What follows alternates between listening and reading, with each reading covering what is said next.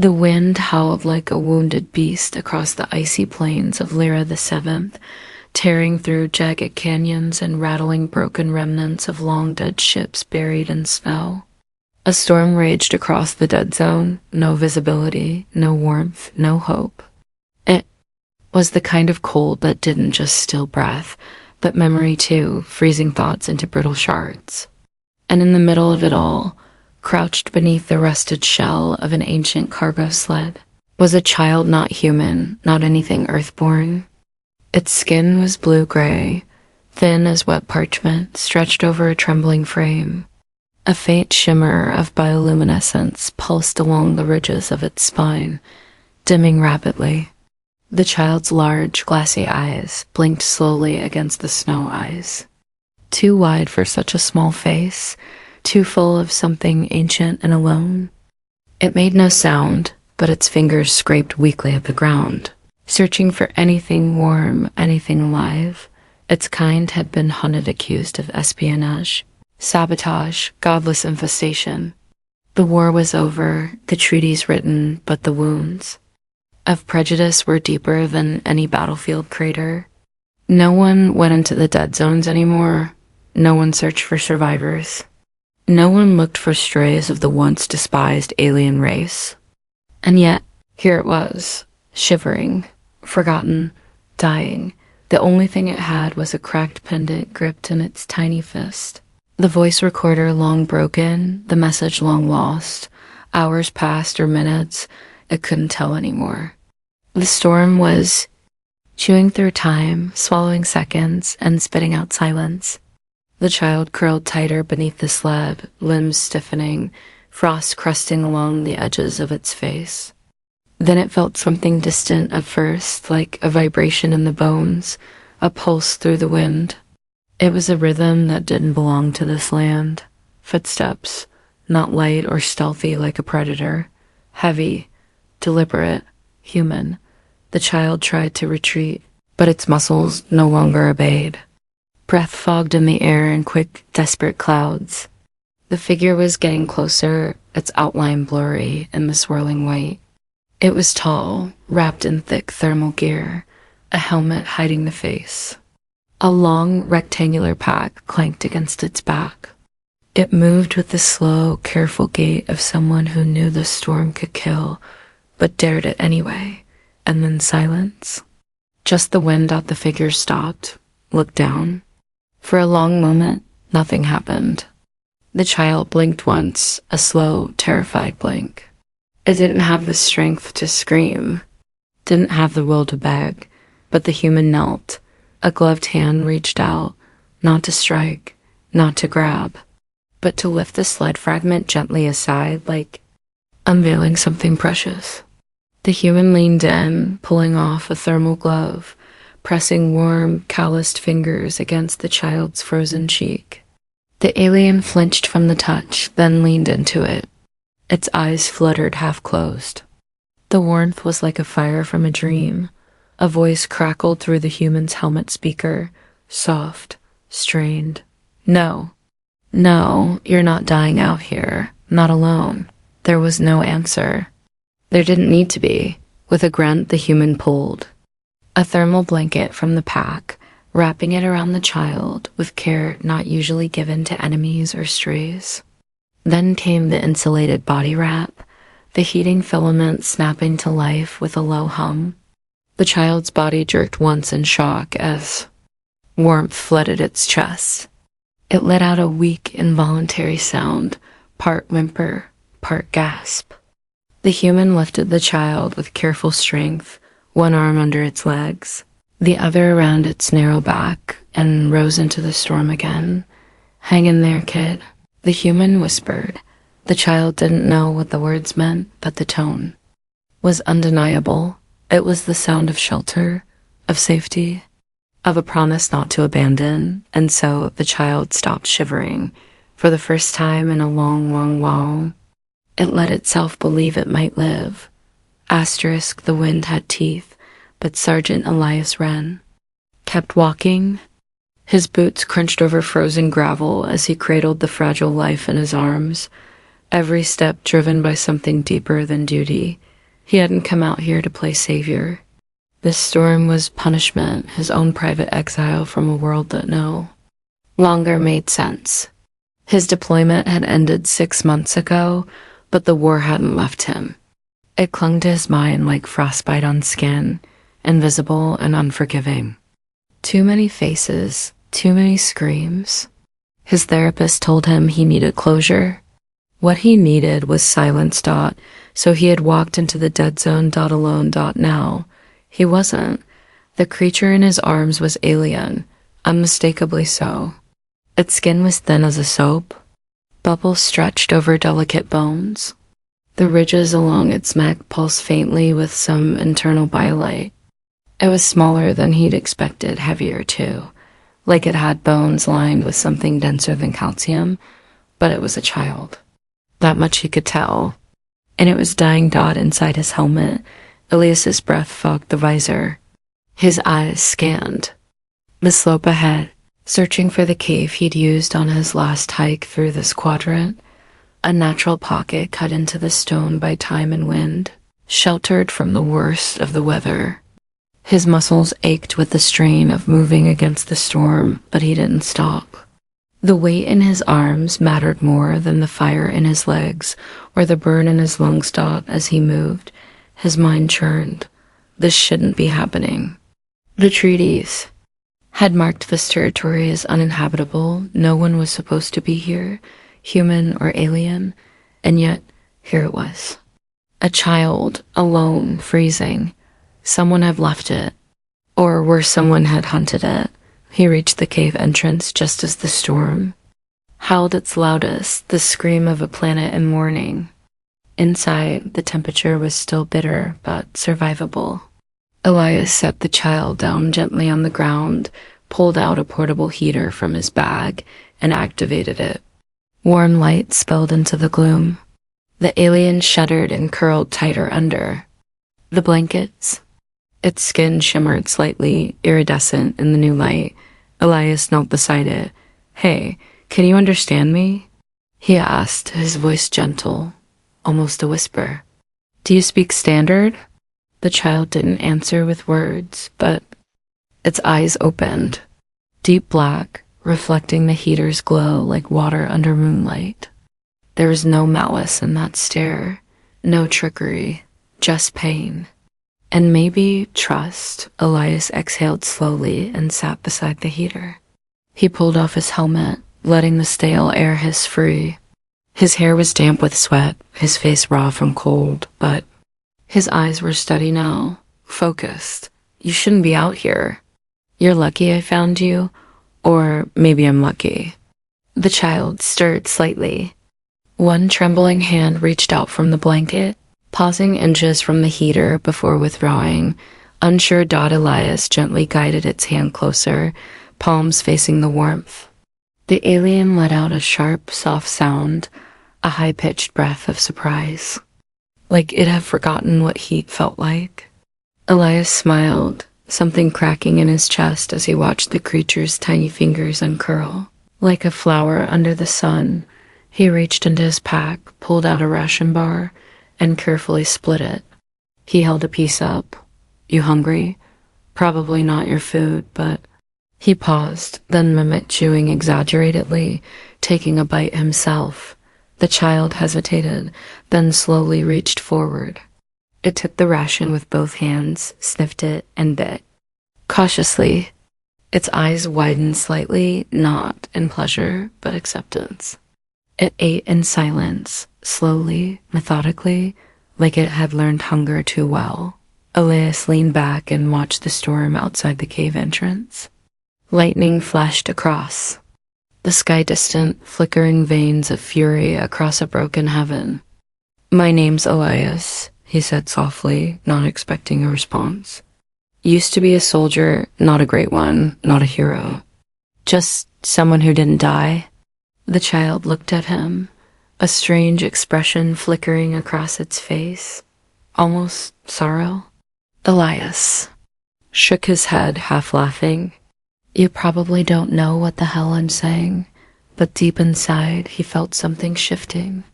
a quiet weight moving in his chest.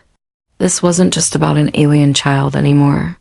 This was about something unfinished. Something humanity had almost lost in the war. Compassion, perhaps. Or the will to reach across fear. He set up a makeshift bed of thermal pads and draped another blanket over the child. "You're safe now," he murmured. "I don't know how, but I'll get you out of here."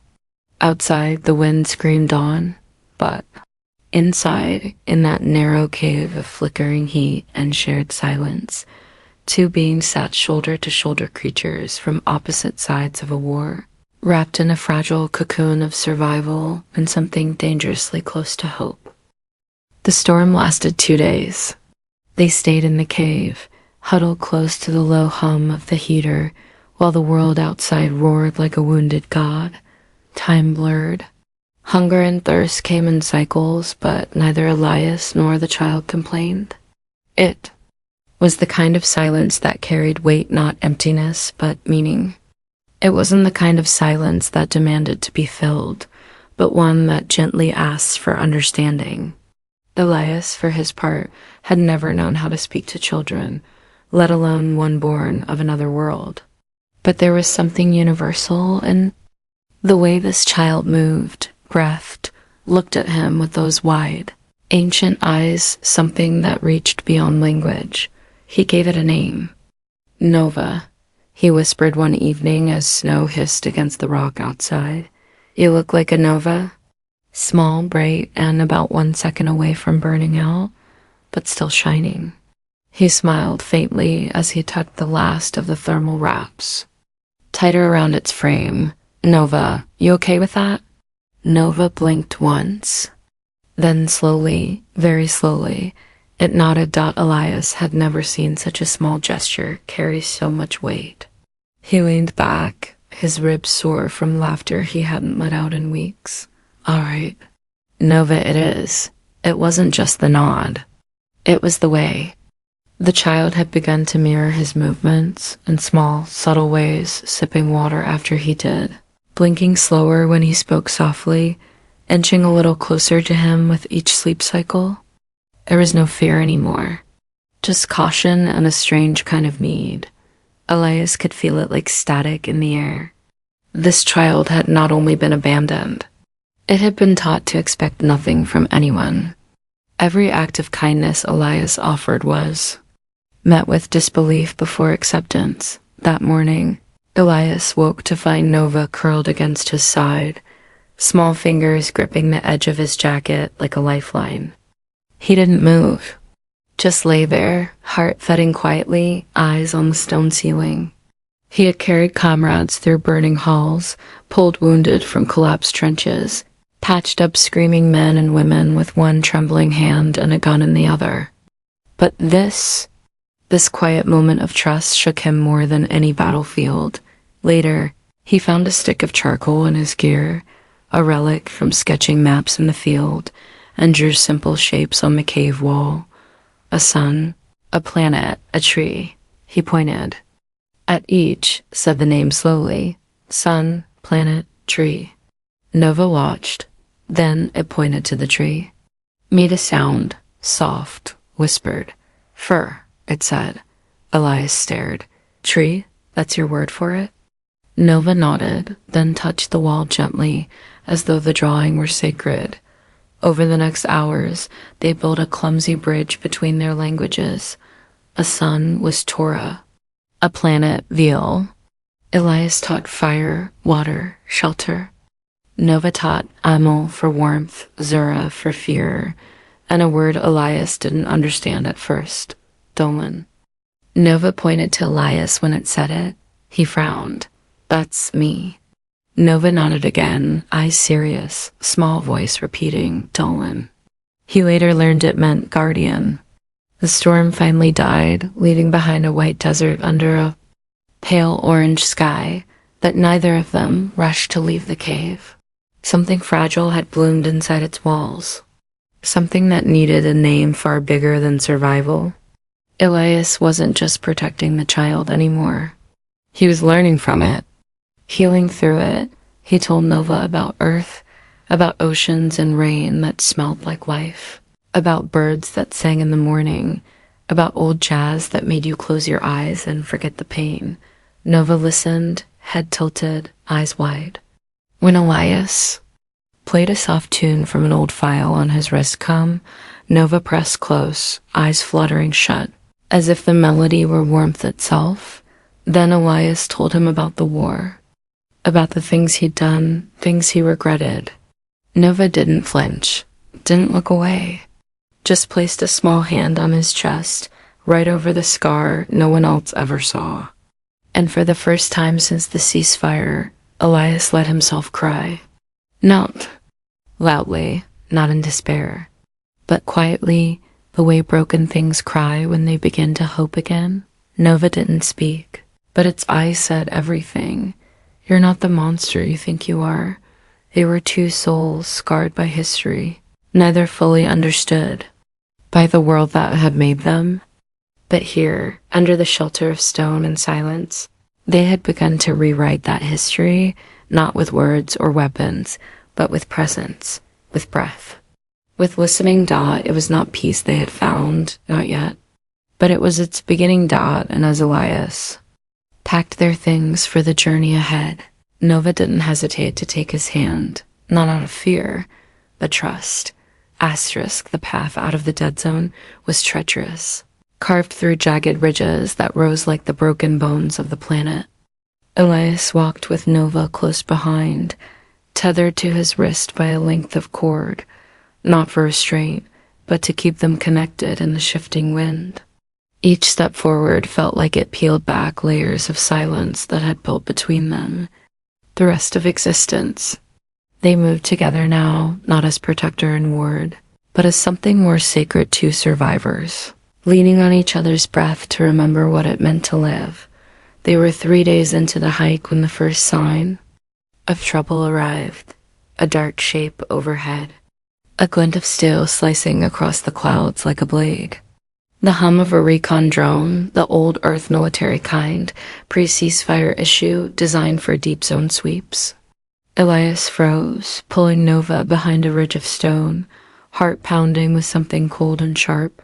The drone didn't pause. It banked and moved on, but he knew better than to believe they hadn't been seen. That night, as they set camp beneath an overhang of jagged crystal rock, Elias activated his communicator. Static hissed for a long moment before a voice responded. He recognized it, Captain Rowan, an old comrade from his unit. Elias, you're not supposed to be transmitting. You went dark 2 weeks ago? Rowan, Elias said, low and slow. I found something, someone. Silence. Then clicked and cautious, defined someone. An alien child, alone. Half frozen, no threat, not armed, not hostile, just a kid. Another pause, this one longer. Then, Elias, listen. You need to leave that thing behind. There's a protocol section 9, contaminated zones. Any survivors are assumed to be compromised. Elias clenched his jaw. Compromised? It's a child. You don't know what they're capable of. You remember the sleeper agents? The neural parasites? This isn't a charity mission. He almost shouted into the comm, almost, but instead, his voice came like iron under snow. I'm bringing him back, alive. The connection went dead. Nova sat watching from the fire's edge. It hadn't understood the words, but it saw the shift in Elias's face. The stiffness in his shoulders. The way his hand lingered near his weapon, now not to draw it, but to remind himself that he might need it for more than defense. Later that night, Elias woke to find Nova sitting outside the shelter, staring up at the stars with a look far too heavy for its small body. He stepped beside the child, following its gaze. The sky was clear for once, the constellations of Lyra 7 stretching endlessly above them. Then Nova whispered something, a word Elias hadn't heard before. Sarville. He turned. What's that? Nova pointed to the stars, then to itself, then back at the sky. It took a long breath, placed its hand on Elias's chest. Dolan, it said again, quietly. And then, as if the words had always lived beneath its skin, it whispered, "You should know. I was not meant to survive." Elias knelt. "What do you mean?" Nova's eyes glistened in the starlight, and its voice trembled like the night wind. "I was released, not rescued. The elders, they knew the ceasefire was fragile. They feared betrayal. So they created something, a contingency. Biological intelligence, a living archive." Elias frowned. "You?" Nova nodded. "I remember everything, everyone, where they hid. Where the scientists stored Forbidden's tech. Where the deep signal codes sleep beneath ruined soil." It placed a hand on its temple. "I am memory. I am map." Elias sat back in stunned silence. "And that's why they left you to die?" "I was a danger," Nova said. "If captured, if corrupted, I could end them all." The wind stirred the fire behind them, casting shadows like claws across the stone. "But I didn't choose to be this," Nova whispered. "I don't want to be a weapon. I want to live. Like you." Elias stared at the child, this fragile, gentle creature burdened with the weight of extinction, of civilizations, of secrets that governments would kill to possess. And suddenly the world tilted. He wasn't just saving a life. He was carrying a ticking time bomb made of memory and innocence. The recon drone hadn't been random. He knew now. They'd come looking. They'd known Nova might be out here. And now that he'd made contact, they'd track him, hunt him if necessary, to retrieve what Nova carried inside. But they hadn't felt its fingers clutching his coat in the cold. They hadn't heard the way Nova gasped at the sound of jazz. They hadn't watched it trace trees on the cave wall, hungry not for power, but for understanding. They would never understand, but he did. Elias looked into Nova's eyes and saw not an archive, not a weapon, but a child who'd been denied choice since birth, and he made a vow that no one would take that choice away again. They moved by night now, by shadow, by silence. The snowy plains had softened, ice giving way to slush as Lyra the Seventh's twin sons began their slow return from eclipse. It should have been easier, warmer, safer, but every step toward the border felt like a heartbeat too loud, a breath too hot. Elias didn't say it aloud, but Nova already knew. Someone was following them. They'd seen signs, boot prints too fresh. Heat scars from hover thrusters left smoldering in the dirt. Drones flickering just out of sight, circling like vultures. And always the signal pinging faintly in Elias's. Come, silent but insistent. He wasn't meant to survive this exodus, not with the child. Not with what the child knew. Nova walked closely behind him, hood up, face down. It no longer asked for stories at night. It no longer sang its star words, or drew spirals in the dirt. Something in it had gone still. Heavy. The child didn't cry. It simply watched the world as if it had already said goodbye. Elias hated it at camp that evening. Beneath a canopy of twisted ironwood, Elias lit a small, smokeless fire. He checked his gear, staring long at the small transponder in his palm. Black chip no larger than a nail. He could activate it. Right now, a rescue pod would come, a full escort team. They'd take Nova. He'd get a commendation for his mercy mission. He could return to Earth, a decorated man. But Nova would vanish into a dark room, dissected not in body, but in soul. Probed for knowledge, emptied like a vault. He looked over. Nova sat with its knees hugged to its chest, staring at the fire, with distant eyes. Those eyes weren't the eyes of a child anymore. They were the eyes of someone who'd lived 1,000 years in 2 weeks. Elias turned the chip over in his fingers, thought about pressing it. Why are you sad? Nova's voice was soft, barely louder than the fire's crackle. Elias didn't answer. Nova stood and walked to him, tiny fingers brushing against his sleeve. "You think I'm already gone?" He exhaled slowly. "No, I don't know how to protect you anymore." "You do," Nova said. "You taught me to listen, to laugh, to hope. That's more than my own kind ever gave me." Elias clenched his jaw. "Hope doesn't stop bullets." "Then don't let the bullets find us." There was a pause, heavy. Crushing dot and then a sharp crack split the night. A shot dot, it came from the ridge. Elias tackled Nova instinctively, rolling them both behind a tree trunk as dirt exploded nearby. Another shot screamed past, hitting the pack he left beside the fire. The heater inside burst into sparks. They were under attack. Adrenaline slammed through Elias like fire through dry grass. He shoved Nova deeper into the underbrush. "Stay. Down. Don't move. Dolan, stay down." He unslung his rifle, heart pounding, ears ringing. The ridge was at least 20 meters up, the shots sharp and military precise. These weren't mercenaries. This was sanctioned. Official, trained on, he moved like a ghost through the trees, circling the flank, taking careful steps. Years of soldiering flowed back into him, each muscle a memory. He spotted the glint of a scope, the shimmer of a camel cloak. One shooter, maybe two, watching, waiting. He didn't fire. Instead, he activated his short-range jammer. One press, and every comlink within 50 meters went dead. A calculated risk, but a necessary one. He returned to Nova, who was already bandaging a shallow cut on its arm from the fall. No tears, just grit. Elias looked at the child and felt something twist deep inside. He'd seen soldiers with less calm under fire. "We have to move," he said. "They're not here to talk." "Then we run." He paused. "You're not." "Afraid?" Nova shook its head. "I'm afraid of being caught. Not of running with you."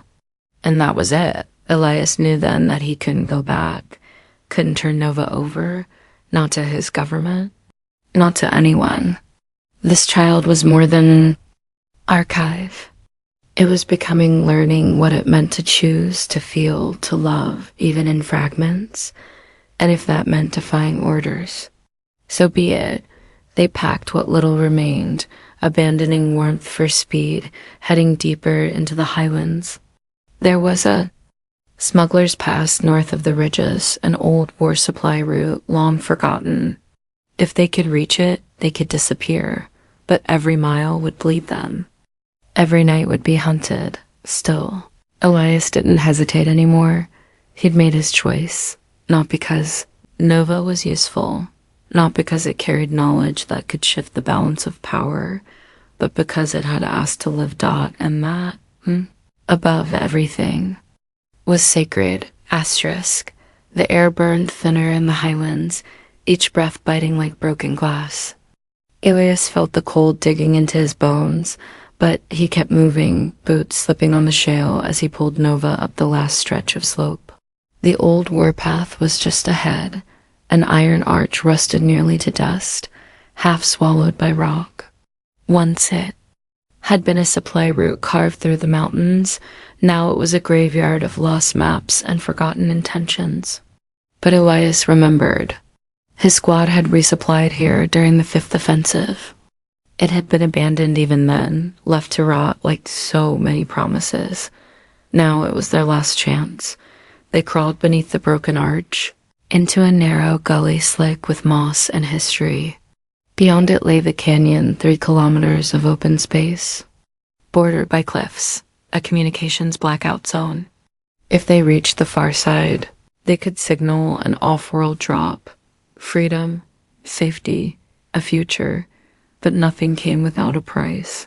They were halfway across when the wind shifted too suddenly. Too sharply. Elias felt it first in his chest, a deep dread curling like smoke. He turned Dot and saw them, 3 figures, black-clad and faceless behind matte helmets, rising from the rocks like shadows born of stone. Special operations. Earthside emblem on their shoulders, not drones, not scouts. Executioner's Elias raised his rifle on instinct, but the lead soldier had already stepped forward, weapon lowered. A show of control, confidence. Sergeant Elias Wren.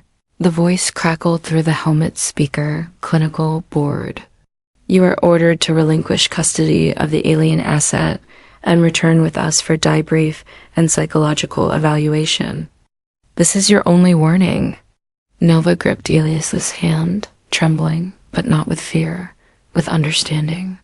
This was always coming. I'm not giving him to you, Elias said. The words came slowly, each one cut from stone. He's not an asset. He's a child. The soldier tilted his head, the gesture eerily human. The child contains strategic intelligence that violates Interstellar Accord 17. You know this. He's a threat. This isn't personal. Elias stepped in front of Nova, shoulders squared.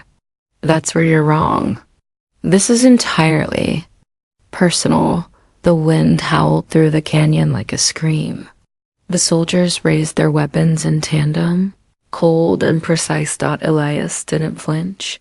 He remembered the war, the way it broke people down to duty and obedience. He had followed orders, then killed without asking why. But now, faced with the easy choice, the safe choice, he found himself standing for something else, something harder, something cleaner. Last chance, Sergeant, the voice said. Move. Elias took a breath, deep and ragged.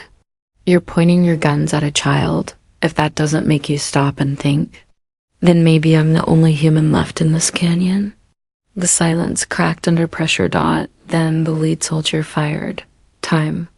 Fractured. Elias dove sideways, dragging Nova behind a boulder as the shot scorched the ground where they'd stood.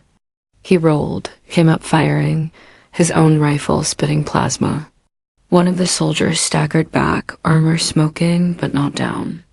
Return fire came like lightning fast, deadly, exact. Elias didn't care. He fought not to win, but to buy seconds. Enough for Nova to run. Enough for one more breath of sky. He turned to the child. Go, find the beacon site. Keep low. If I don't come, you send that signal. Nova shook its head violently, tears streaking down its cheeks, catching on frost. No. I stay. I fight. You live, Elias snarled. That's what we do now. We live. Then he shoved Nova away, out of cover, toward the slope that led to the Cums Ridge. And he stood up, fully, openly. The soldiers froze. Unsure. Elias dropped his weapon, raised his hands. You want something to shoot? You shoot me. He's gone. He's nothing without me. You want answers? I'm the map now. They didn't believe him. He didn't expect them to. But in that instant of confusion, Nova vanished into the rocks. Light-footed and fast. The lead soldier stepped forward. Elias smiled, bloody, tired, whole. Do it, he whispered. The canyon lit up again. Pain bloomed. And then darkness. Asterisk. The wind in the canyon was quieter now. The kind of hush that came only after the dying. Smoke curled through the cold air in wisps, hanging like ghosts among the rocks. The soldiers were gone, recalled, or perhaps buried beneath the stones, where no one would sing for them. And in their place, silenced. Nova lay in the crevice of a ridge high above, body bruised, ribs aching, heart shattering. He had seen Elias fall, had felt it not just with his eyes, but somewhere deep inside, where their bond had threaded into something stronger than survival. Something that had whispered, even in darkness, you are not alone anymore. The child had waited long after the guns fell quiet, watching the stillness below, but Elias never rose, never moved. The man who had carried him, protected him, loved him was gone. Nova didn't cry. His kind didn't weep like humans. But the grief was a weight in his throat, in his spine, in his breath. He crawled down the rocks, slowly, cautiously, until he reached Elias's body. The man's eyes were open, half-lidded, staring at the sky he died beneath. Blood stained the front of his coat. His face was peaceful, as if the final thing he'd seen had been enough. Nova knelt beside him, pressed one trembling hand to the man's cheek. Dolan, he whispered. Guardian. He didn't know what to do. For all the knowledge in his mind, for all the maps and coordinates and war logs buried in his neural core, he had no memory for this.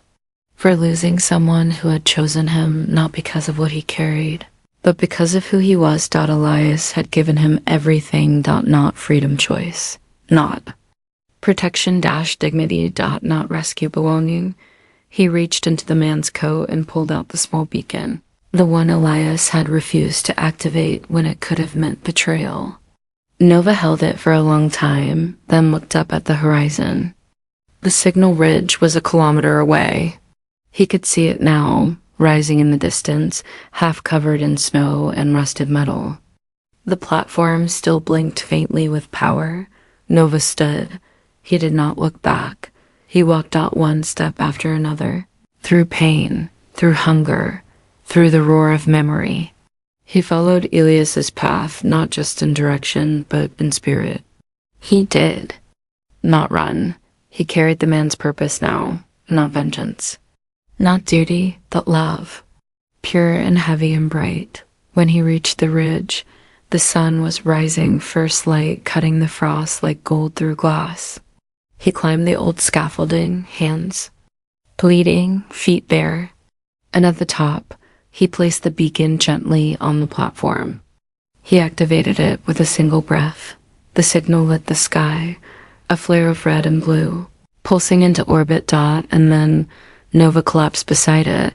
When the rescue ship arrived 3 hours later, they found a child curled in sleep beside the signal tower, his arms wrapped around a man's old jacket, still stained with blood.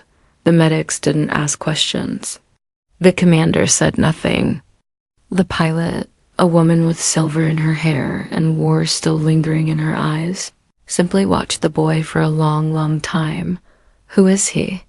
one of them asked. She looked down at the small, pale face and said quietly, "Someone worth dying for." They gave Elias a place in the memory vaults, though no ceremony was held, no medals, no broadcast. Officially, he'd gone AWOL. Unofficially, he had done what no government had the courage to do. Nova spent years learning what it meant to live. He studied Earth's history. He listened to jazz. He grew. He laughed. He cried. And every year, on the day he had lost Elias, he visited the quiet place where a single tree grew beneath the sky of Lyra 7, a tree he planted with his own hands. He never forgot the man who gave him more than life. He gave him humanity, not the kind found in flags or orders or battle hymns, but the kind that stood between a child and death and said, "You matter, even when the world says you don't." And so Nova lived, not as a weapon, but as a witness. To the truth that in the end, it was not violence that made humanity strong. It was love. It was sacrifice. It was one man standing in a canyon, saying, "Shoot me instead," and the stars would never forget it.